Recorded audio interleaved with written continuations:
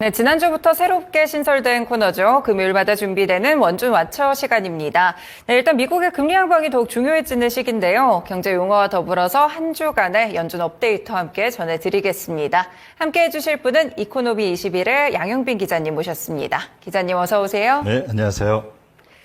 네, 그러면 오늘 바로 경제 용어부터 넘어가서 살펴보겠습니다.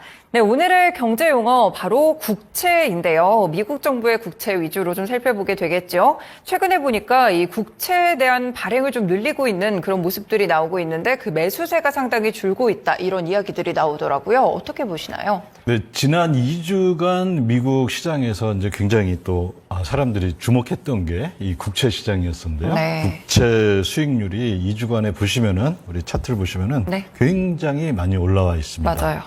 4.3 정도까지 떨어졌다가 어저께는 한 4.6에 거의 임박했다가 지금 한 4.5 정도로 이 정도로 조정이 되고 있는데요. 네. 국채 수익률이 이렇게 올라간다는 거는 이게 사실 지금 주식 시장도 굉장히 높은 상태잖아요. 네. 그렇다면은 뭐 한 100만 원 투자하는 분들은 별로 이제 그런 생각이 없지만 이제 어느 종목이 많이 올라갈 거냐 이렇게 생각하겠지만 네. 뭐 예를 들어 1,000억 원 투자하는 기금이다. 그런 데에서는 뭐를 생각하냐면 이 주식을 투자했을 때 네. 투자 수익률에 대한 고민을 하게 돼요.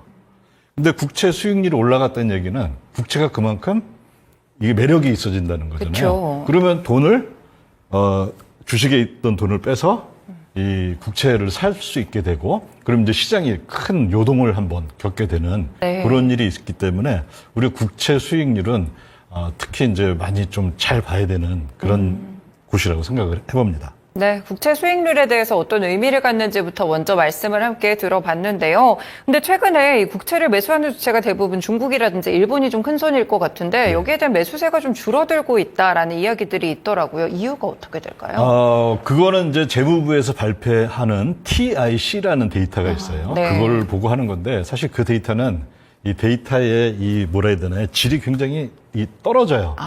네. 그래서 이제 그걸로 판단하기에는 굉장히 좀 무리가 많고요. 일단 제일 좋은 판단은 뭐냐면 지금 이제 장기 국채는 매달 중순하고 말에 이 네. 입찰을 하거든요. 그럼 그때 이 입찰이 잘 되고 있나 안 되고 있나 이게 아마 더 큰 이 우리한테 이제 기준을 제공하지 않나 이렇게 생각을 해봅니다. 네, 최근에 그러면 입찰 분위기가 좀 어땠어요, 기자님? 굉장히 안 좋았어요. 네. 그러니까 뭐 이제 대체적인 시장 전문가들의 의견은 이제 입찰 성적을 뭐 학점 비슷하게 A, B, C, D 이렇게 보통 네네. 하는데요.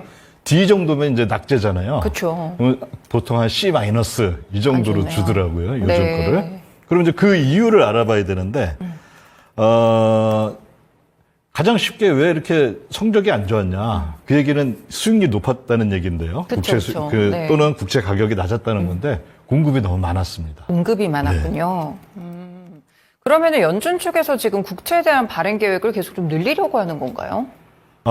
국채에 대한 발행 계획을 늘리려고 한다기보다도 요거는 2월, 5월, 그다음에 8월 이런 식으로 한 3개월 단위로 네. 재무부가 계속 발표를 해요. 이번 분기에는 우리가 얼만큼 국채를 발행하겠다. 이렇게 계속 발표를 하는데 여기 한번 그 표를 한번 보시면요. 네네.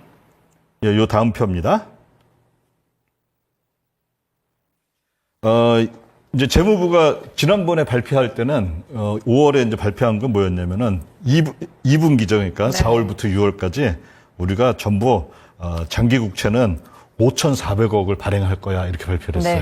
네. 그리고 단기 국채는 대략 2,970억 달러를 덜 발행할 거야. 그러니까 네. 이제 발행을 마이너스가 붙었으니까요. 근데 요건 이제 뭐 QT가 또 새로 바뀌었기 때문에 그거 네. 감안해서 계산해 보면은 장기 국채는 대략 5,300억 달러를 발행하게 됩니다. 네네네. 그다음에 단기 국채는 한 3,200억 달러 정도를 달러. 덜 발행하게 되거든요. 네. 그러면 이게 단기 국채는 거의 매일 있다고 보셔도 되는데 네. 주로 이제 화요일, 목요일 이렇게 있는데요.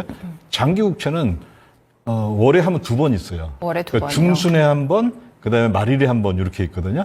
근데 그러다 보니까 이게 몰리는 거예요. 네. 그러면 이제 한 번에 크게 발행하니까 시장이 이게 조금씩 발행해주면은 그나마 이게 소화할 여유가 있겠는데 이게 한 번에 밀리니까 시장이 소화할 그 여력이 굉장히 적겠죠. 네, 그렇군요. 그러면 이게 이제 국채가 좀 자주 발행이 되고 물량 자체가 커서 발생을 하는 거지 수요에 대한 부진은 아니다. 이렇게 보시는 건가요? 근데 그래서 한번 이제 그 회계연도로 네. 2024년 1분기 네. 이거는 작년 10월부터 12월까지입니다. 그래서 1분기, 2분기, 3분기를 한번 비교를 해봤어요. 네네. 그 차트를 보면은 미국 재무부가 장기국채를 얼만큼 발행할 거냐 하고 딱 보면은 맨 왼쪽 파란 그래프가 1분기예요. 네. 그다음에 중간이 2분기예요. 비슷하죠, 장기국채 발행량은. 그렇네요. 근데 3분기 한번 보시면은 국채 발행량이 거의 2.5배 가깝게 엄청 늘었습니다. 늘었네요. 근데 네. 이건 이미 계획된 거예요. 그런데 사실 시장 참여자들이 이걸 다 기억하고 있지는 않으니까 그렇죠. 네. 지난주에 있었던 그러니까 이번 주죠. 이번 주에 있었던 거 보면은 기존에 있었던 것보다 무려 하루 만에 1,550억 달러가 더 시장에 나온 거예요. 네네. 그러니까 이게 국채 수익률이 확 뛰는 거죠. 근데 6월 말에는 이게 더 이제 커지는데 이게 정확히는 6월 17일에 되는데요. 왜냐하면 재무부는 발행을 2번 하는데 중순하고 말에 하잖아요. 네. 근데 6월 말 거는 이번에 들어가지가 않았어요. 왜냐하면 그날이 휴일이라 네. 7월로 그건 산입이 되고 네네. 6월에 남는 건 이제 6월 중순에 하는 건데 그때 추가로 얼마를 발행하냐면 무려 2,400억 달러를 또 더 발행하게 됩니다. 네. 그러면은 우리가 여기서 이제 알 수 있는 거는 이번에 1,550억 달러 발행했는데 이 정도 금리가 뛰었다. 맞아요. 네. 그러면은 이거 좀 조심해야 될 그런 하나의 그 사인이 되는 거죠. 그러면 저희가 이런 차트를 보면서 결국에 국채 금리가 한 번 또 좀 급등을 하면서 시장도 약간 좀 흔들릴 가능성을 충분히 볼 수 굉장히 있나요? 크죠. 지금 이제 뭐 일부 종목 아주 잘 나가는 네. 아주 뜨거운 종목을 제외하고는 지수는 계속 떨어지고 있잖아요. 맞아요. 예. 그러니까 지수 자체도 이미 높아졌는데 거기다가 장기국채 물량이 시장에 쏟아지는 물량이 커지니까 아마 이런 게 더 그런 걸 가속화하고 있지 않나 이렇게 생각이 들어. 여기 있는 이제 기자님이 제시해준 표 중에서 NMB라는 용어가 있는데 이거는 네. 어떤 걸까요? 그러니까 이게 이제 이 재무부 입장에서는 네. 국채를 발행한다는 게 뭐냐면은 국채를 발행해서 그걸로 이제 재정 지출을 하잖아요. 그럼 재무부 입장에서 제일 중요한 건 뭐냐면은 저겁니다. 그러니까 순발행이에요. 네. 그러니까 100을 발행했는데 그 중에 70은 만기가 돼서 들어오고 그러면 나머지 30이 순발행이 되잖아요. 네네. 그럼 재무부가 새로 쓸 수 있는 돈은 30이 되는 거잖아요. 근데 재무부가 또 친절하게 시장이 소화해야 할 장기 국채는 얼마냐 이걸 또 계산을 해줬어요. 네. 그건 왜 틀려지냐면은 그 연준이 QT를 하기 때문에 네. 연준의 QT는 장기 국채를 기본적으로 장기 국채를 대상으로 하거든요. 네. 그럼 그게 또 시장에 나오는 거예요. 그거까지 감안해서 계산하는 것을 NMB 이렇게 불러줍니다. 네, 그렇군요. 오늘 이렇게 또 국채 발행과 관련돼서 차트와 함께 저희가 또 분석을 해봤는데요. 이와 관련된 시장의 연결 포인트 다음 코너에서 함께 들어보겠습니다.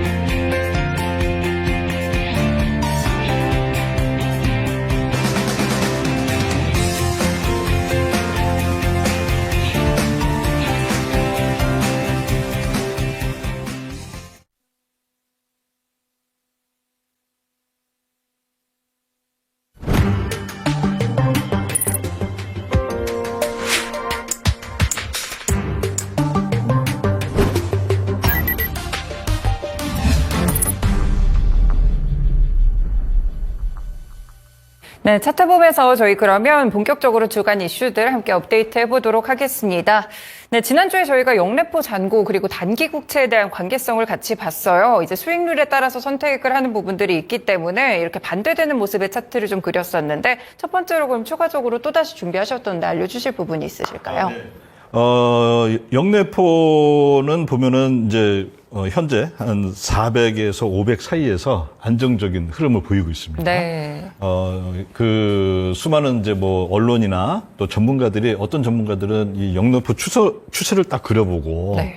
마치 이제 주식 차트 추세선 그리듯이 해놓고 올해 6월이면은 영내포가 다 고갈이 소진이 된다 이렇게 얘기했지만은 그거보다는 사실 영내포가 어떻게 움직이는지를 보면은 네. 이게 그렇게 쉽게 고갈될 것 같지는 않고요. 그리고 현재는 보면은 한 3월부터 대략 네. 이 일정한 수준을 어느 정도 유지를 하고 있습니다.